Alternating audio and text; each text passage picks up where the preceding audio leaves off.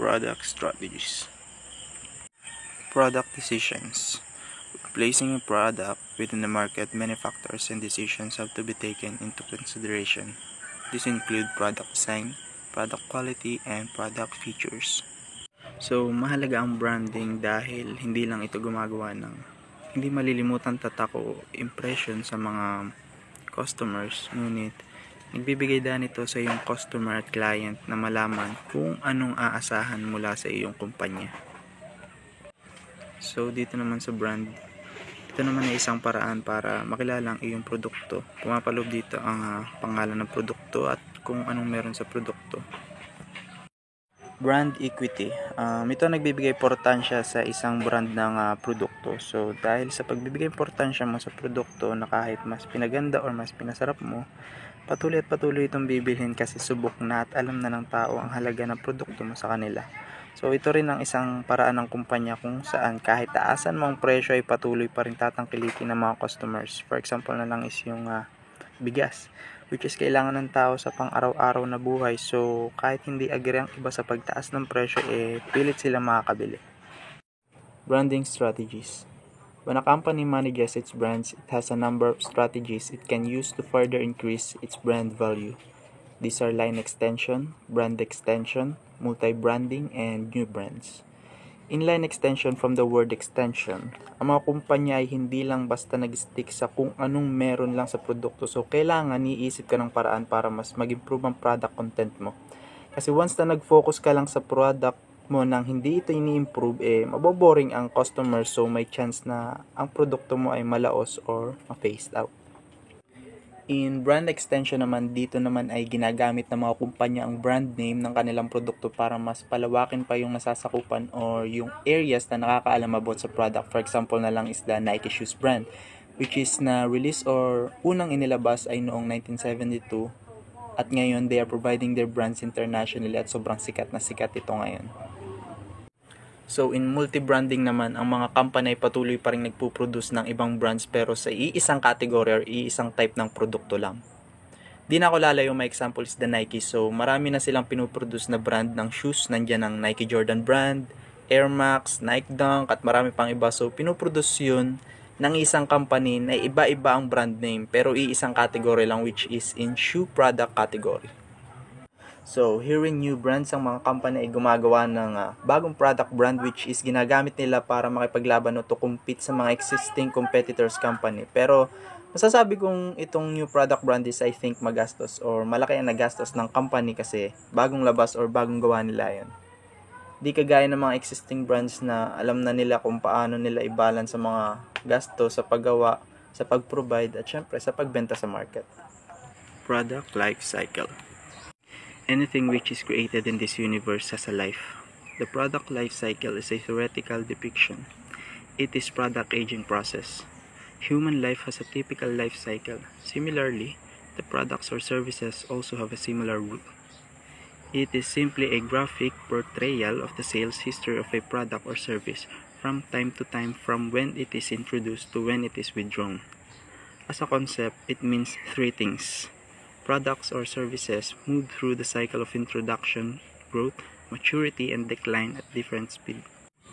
Both sales volumes and profits rise correspondingly till the growth stage and fall correspondingly after maturity stage.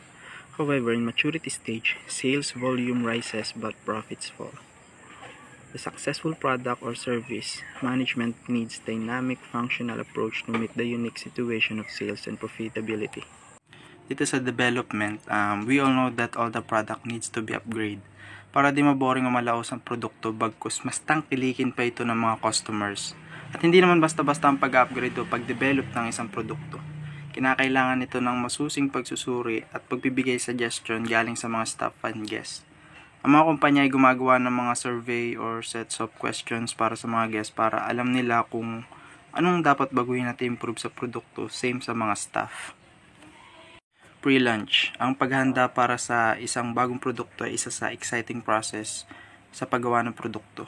Pero hindi naman pwedeng pumili na lang ng pumili ng brand name, no?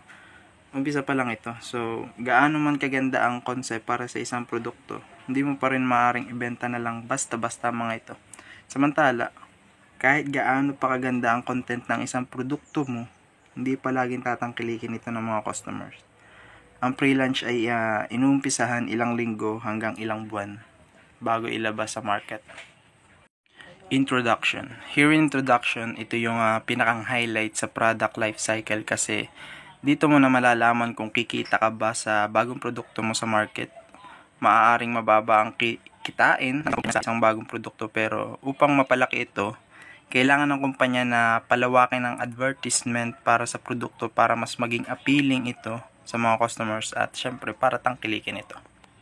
Growth, period of rapid market acceptance and substantial profit improvement.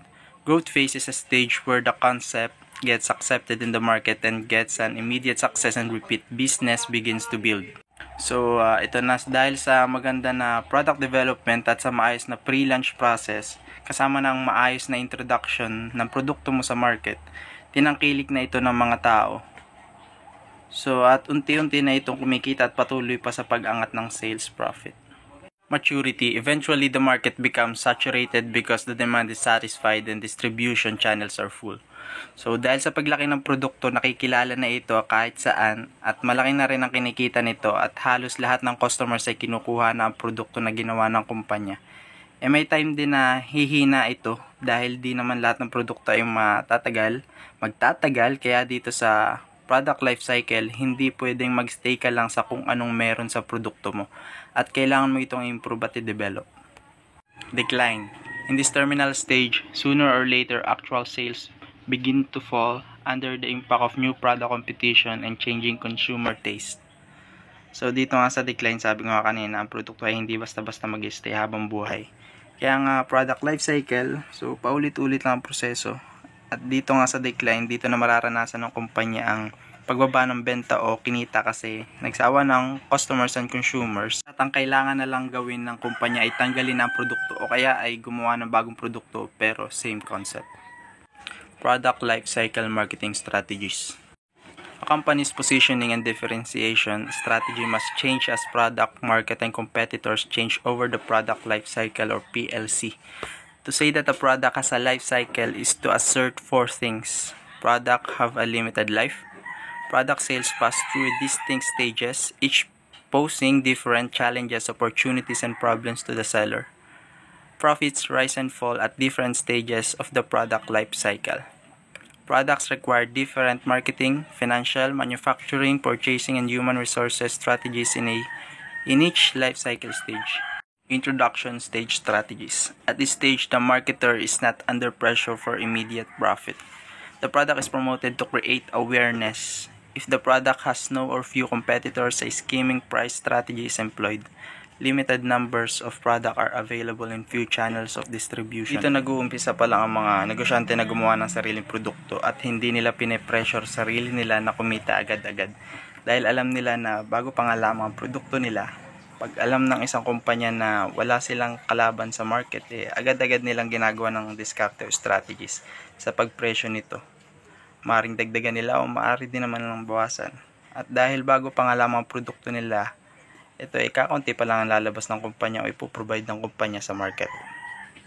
Growth stage strategies. During this stage, competitors are attracted to the market with very similar offerings. Products become more profitable and companies turn alliances, join ventures, and take over each other. Advertising expenditure is high and focuses upon building the brand. Market share tends to stabilize. Sa stage na ito, dito lumalabas o dumadami ang mga kompetensya mo sa market. At dahil dito, kinakailangan makipagkompetensya ng kumpanya at gumawa ito ng sariling mga strategies para di sila maiwan o patuloy pa rin ang pagkita nito sa market. Isa na sa mga ginagawang strategy ng mga kumpanya ay yung strategy sa pag-advertise. Para mag-step up ang produkto mo, isa sa mga ginagawa ng kumpanya is pinapalawak nila yung connection sa iba't ibang lugar. Maturity stage strategies. Those products that survive the earlier stages tend to spend longest in this phase. Dahil sa sobrang kilala na yung mga produkto mo, malaki na rin ang kinikita nito. At dito sa maturity stage, ito na yung point na kung saan nararanasan na rin na bumababa ang sales dahil na rin sa paglabas ng mga competitors at nararanasan na rin ang paunti-unting pagbaba ng sales ng mga produkto. At dahil may ilang strategy ang mga kumpanya, isa na dito ang market modification na kung saan dinadagdagan ng kumpanya ang mga users ng brand o yung mga tinatawag na brand ambassadors para mas lumawak pa ang impluwensya ng produkto. Decline stage strategies. At this point, there is a downturn in the market. For example, more innovative products are introduced or consumer tastes that have changed. There is intense price cutting and many more products are withdrawn market. Profits can be improved by reducing market spend and costing cutting. Dito sa decline stage ng product, nararanasan na ng mga kumpanya ang pagkalugso ng produkto o pagkalugi, kaya yung ibang kumpanya mas pinipili na lang na tanggalin ang produkto sa market at yung iba naman ay ginagawan pa ito ng paraan o strategies. Isa na sa strategy na ginagawa ng kumpanya ay pagbabawas ng presyo. Mas naiisip nila na kahit maliit na lang ang kitain basta kumita pa rin. At implication of product life cycle concept. There are some misconceptions regarding this simple concept of product life cycle. These misconceptions are dismissed if one has the clear-cut understanding about the implication of this user concept. These are: number 1. Though most of literature on product life cycle states that each and every product service follows through this 4-phase life cycle, not all products introduction in the market essentially follow through all these 4 stages. It is quite possible that a product service might cross the first stage at the most in a second and die a premature death. Number 2. One cannot have a definite line of demarcation between one and the subsequent stage.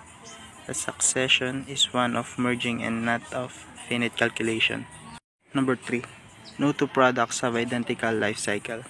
The length of each stages varies from product to product or service to service depending on its nature. The marketing policies adopted, changes in technology, competition, and the loss of the land. Number 4. At a given point of time or moment, the same product or service might reach different stages in different market segments. In segment 1, it might have touched the peak height of maturity. In segment 2, it may be in growth stage, and in segment 3, it may be heading towards decline.